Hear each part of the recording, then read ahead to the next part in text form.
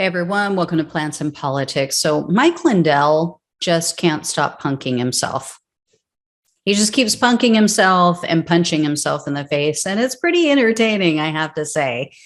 If you thought that it couldn't get any better than Lindell's own handpicked cyber expert saying that his so-called election fraud evidence was BS, you were wrong. You were wrong. It got better. Lindell appeared on the Right Wing Show on Monday, just yesterday, Real America's Voice.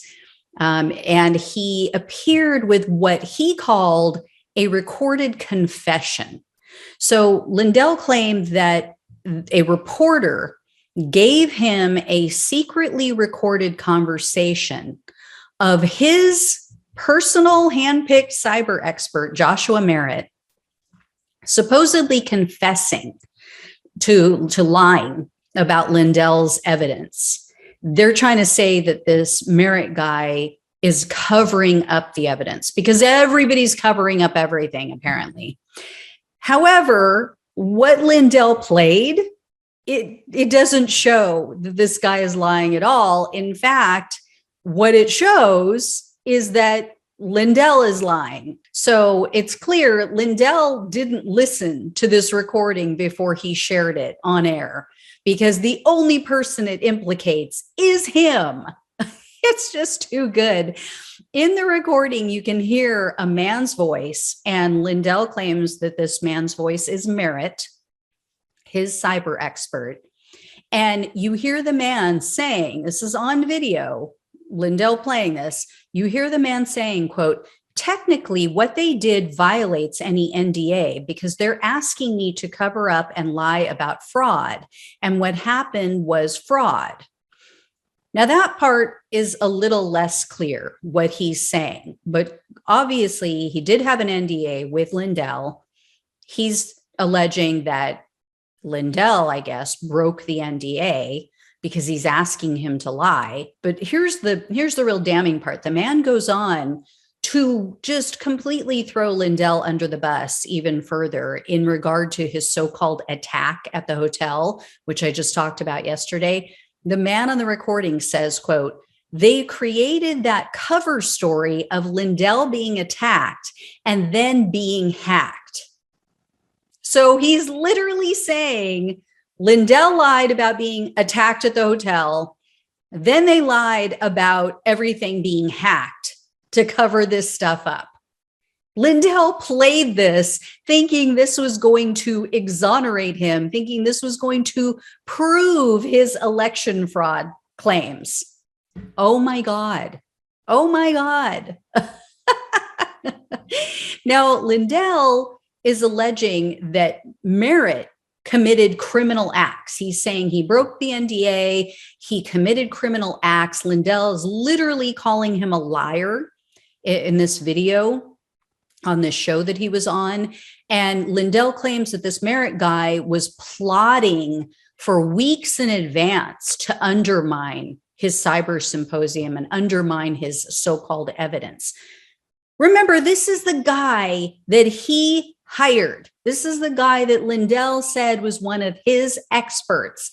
He paid this guy and others and said, these are the best of the best. He went on CNN and said, oh, no, your people must not be cyber experts. My people are. I have the best people. So now he's saying that this guy is a con artist. So basically anyone who tells the truth, anyone who dares to say, no, I'm not going to go along with your election fraud BS is fake news. They're a liar. They're a con artist. Oh my God. I mean, Lindell and Trump are just two peas in a pod.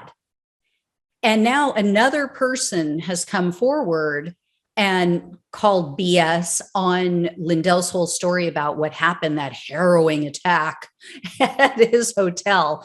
A Republican congressional candidate from Florida. It's a man named Jeff Bongiorno.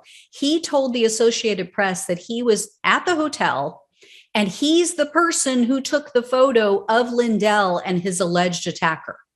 This Bongiorno guy was attending Lindell's symposium. He's a fan. And he said that he was at the hotel after the symposium, he saw Lindell walking through the lobby and he saw people going up asking for photos. He went up, he asked for a photo. Then after taking the photo with Lindell, this other man approached who he didn't know and asked if Bongiorno would take the picture of them together. If this guy was planning to attack Lindell, why would he want a witness? Why would he want someone taking a picture of it as evidence, first of all? But according to Bongiorno, nothing remotely close to what Lindell alleges actually occurred. He said that nothing that he witnessed could be confused with or considered to be an attack. And he said that Lindell showed no signs of distress. So he took the photo of these two men, of Lindell and his accused attacker, and then he said Lindell just walked away. So Lindell is saying, oh, well, I just tried to hide it. And as soon as I got in the elevator, I doubled over in pain. So Bongiorno went on to tell the AP, he said, I support law and order. I believe in law and order, but he said he's concerned that Lindell is taking up police resources unnecessarily and that this man in the photo is being falsely accused. Then we get even more news. Even the right-wing news outlet, the Washington Times, they were the first one to report that this so-called evidence was refuted by Lindell's own cyber expert, Joshua Merritt.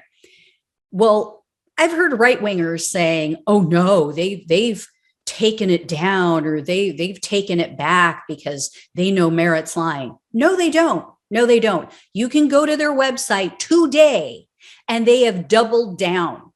They have a new article on their website that says that even though Lindell has produced zero evidence of election fraud, Republican officials are still moving forward and plotting to conduct bogus audits and enact needless voting restrictions.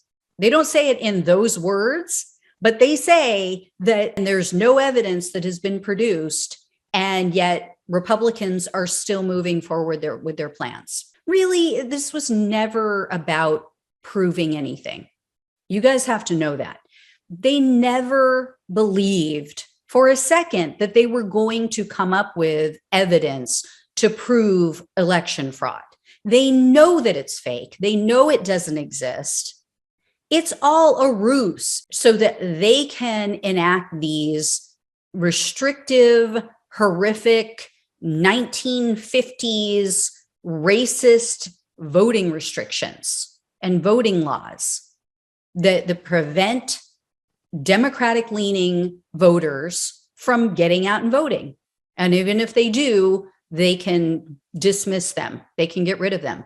And it allows them, with this gerrymandering that's coming up, they're going to gerrymander all the maps. They're going to have a strategic advantage in that way. It would take Democrats a Herculean effort to actually win with this gerrymandering that they're now going to do, because Kyrsten Sinema and Joe Manchin refused to get rid of the filibuster so that we can have independent third parties who actually draw the voting maps, the voting districts. Without SR1, without the For the People Act, Republican state legislatures are going to be in charge of that. In all of the areas that they control, they're going to take advantage of it and use it to whatever advantage they can and exploit the system so that Democrats can't win. Even if they get more votes, they're not going to be able to win. Thank you, Kyrsten Sinema and Joe Manchin. These Republicans know they're going to hold the advantage with this redistricting. They're going to gerrymander these maps, and then they're going to basically enact voting districts that give them the win for the next 10 years. And they will then overturn any election that doesn't go their way. Even if by some miracle Democrats win in the future, especially for the president, they're going to use what they're doing right now with the redistricting to overturn the elections. Mark my words. You heard it here. I'm telling you, that's what they're angling for. That is the long-term game plan. They know they can't win legitimately. They know the majority of Americans do not like them. They don't like their policies. They don't like their racism. They don't like their bigotry. They don't like their anti-women thoughts and laws and stances and their sexism and everything else. And so, yeah, that's their long-term goal, is that come 2024, it's not going to matter. We have another situation like we're in right now, where a Democrat wins the election, wins the popular vote, wins the electoral college vote. You better believe they're going to overturn it. So if you guys are against abolishing the filibuster, you better really think about it in those terms, because that is the only thing that will save this country from minority rule for the next at least 10 years until the next census. And with them in charge, who knows what's going to happen by then. So this was never about proving election fraud. This is about keeping their base excited and energized and angry, so that anything they do is okay with their base, so that their base will literally look the other way and accept and allow them to do anything, even if it's illegal. This is their justification. So it's funny. Watching Lindell and his clown show is funny, but there's real world implications here. Reach out to your lawmakers, tell them they have to get rid of this ridiculous filibuster. It's not a law. It's not part of the Constitution. It needs to go. It only serves to protect Republicans. Period. Full stop.